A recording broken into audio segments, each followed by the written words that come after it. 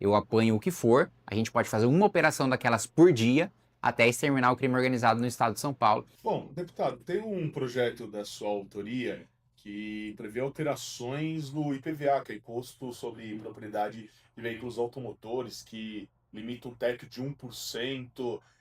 O que diz esse projeto especificamente e qual que é a sua expectativa? Esse projeto ele limita, né, o IPVA a 1% do valor venal do veículo, faz com que o cálculo do IPVA seja sobre o peso do carro, na mesma lógica de países desenvolvidos, de que, em se tratando de imposto sobre veículos, a principal destinação desse imposto, não única, mas a principal, deve ser a manutenção de rodovias, de ruas, né, as condições para que você possa dirigir decentemente, que no Brasil são um desastre. Você paga o IPVA caro e você não tem a contrapartida. Muitas vezes você paga o IPVA caro, a estrada é um lixo e você ainda paga pedágio, né? Então, esse projeto limita a 1%, né? Faz com que o cálculo seja sobre o peso.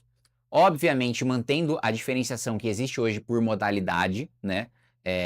Porque se a gente fosse considerar, se a gente não fosse diferenciar a modalidade, como todo país faz e a gente faz, a gente estaria tributando mais o transporte coletivo, por exemplo, o ônibus, porque o ônibus é mais pesado. A gente vai manter. A diferença é transporte de carga, é uma modalidade.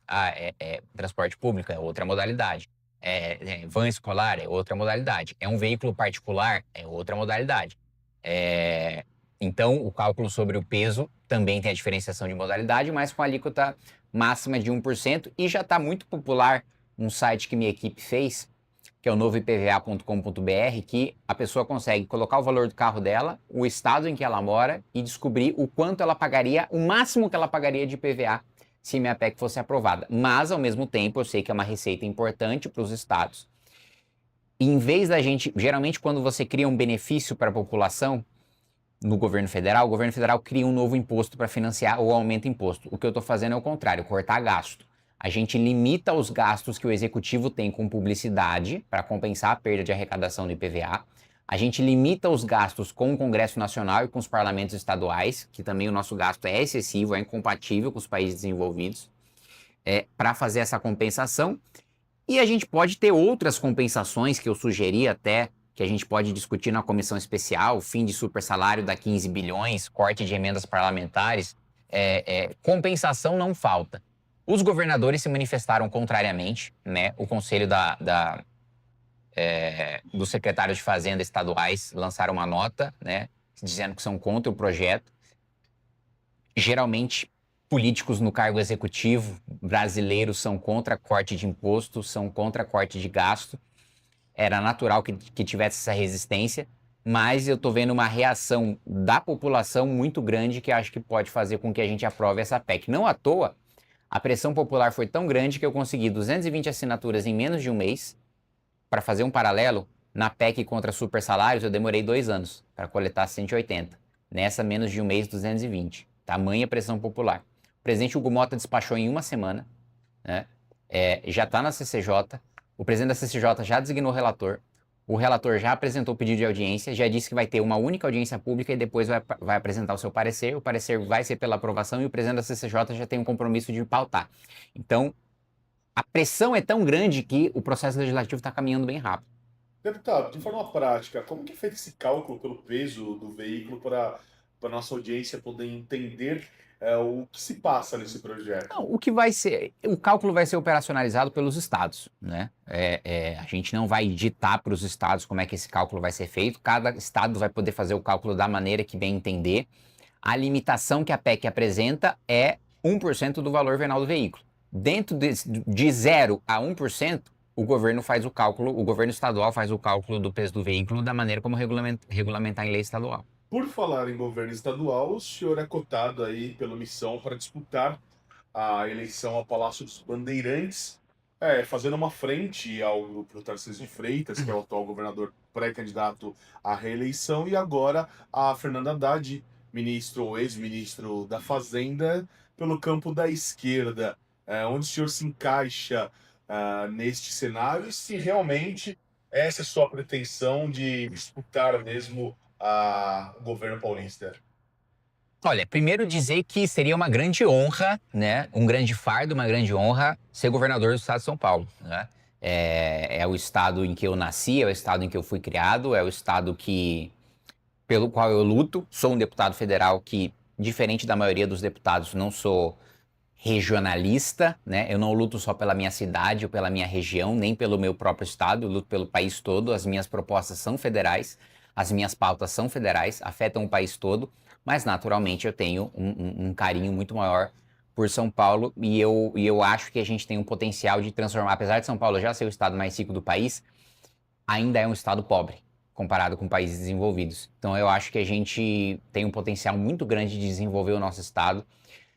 Acho que a nossa polícia militar está insatisfeita com o governo Tarcísio, com razão, né? Porque o governo Tarcísio prometeu um reajuste que não deu e, ao mesmo tempo, prometeu uma liberdade de atuação e uma proteção para a polícia militar que não está sendo dado pelo governo do estado.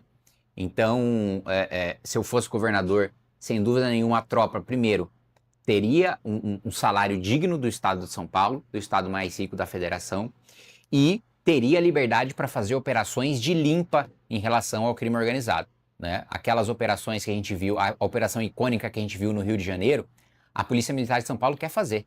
Não faz por causa da covardia do governador, que não quer bancar essas operações por medo de apanhar de ONG, por medo de apanhar de partido de esquerda, por medo de apanhar de imprensa. Eu não tenho esse medo. Eu apanho o que for, a gente pode fazer uma operação daquelas por dia até exterminar o crime organizado no estado de São Paulo. Dito isso, e primeiro, um outro ponto, eu apareci nas pesquisas sem nunca colocar essa intenção, sem nunca lançar pré-candidatura, e ainda assim apareci espontaneamente, e das pesquisas ali, dependendo do cenário, dependendo do instituto, dá entre 5% e 13% das intenções de voto, o que me surpreendeu. E colocou o governo do estado no meu radar. Não era uma coisa que eu avaliava, né? Eu pretendia disputar a reeleição nesse ano, mas a partir da quantidade de votos, porque se a gente fala de 10% das intenções de voto no estado de São Paulo, a gente está falando de mais de 2 milhões de pessoas, pelo menos, que têm a intenção de votar em mim, mesmo sabendo que eu tenho um nível de desconhecimento muito grande. Todo mundo conhece o Haddad, todo mundo conhece o Tarcísio, eu não. Eu nunca disputei uma eleição majoritária, nunca tive acesso às grandes redes de televisão aberta. E ainda assim pontuo bem. Então, essa é uma avaliação positiva que eu faço da possibilidade de disputar o governo do estado, mas que eu vou avaliar, eu não decidi agora, ainda não sou pré-candidato. A gente vai fazer essa definição em junho, junto com o Partido Missão, depois que tiver passado o prazo de filiação, depois que a gente tiver a chapa para deputado federal no estado de São Paulo definida, e aí a gente vai fazer a avaliação do que é melhor para o projeto do partido, se eu disputar o governo do estado ou se eu disputar a reeleição. Caso quem confirme uma candidatura ao governo do estado acredita que dentro deste percentual citado aqui pelo senhor, o Missão seria a terceira via no estado? Eu acho que haveria apenas 3 candidatos, o que é um cenário favorável para mim, né? Naturalmente, eu acho que as pesquisas hoje colocam o governador Tarcísio, o Haddad. Os outros cenários foram excluídos, né, de colocar Márcio França, de colocar Alckmin, que ainda estava na indefinição do governo federal, essa indefinição não existe mais. Então, Tarcísio, Haddad, Luiz Felipe Dávila, Paulo Serra e eu. Paulo Serra não deve ser candidato, Luiz Felipe Dávila já não será candidato, já foi oficializado pelo Partido Novo. Num cenário em que só há 3 candidatos, eu acho que existe uma margem muito grande para eu crescer.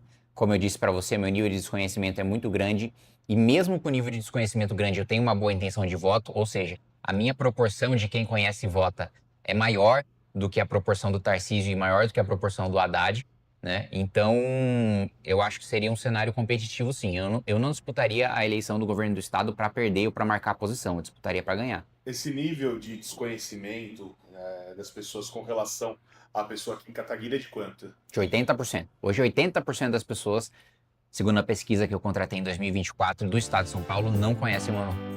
E esse foi mais um vídeo do Missão Alerta. Se você gostou do vídeo e não quer perder mais conteúdos como esse, se inscreva no canal e deixe seu like. Te vejo no próximo vídeo.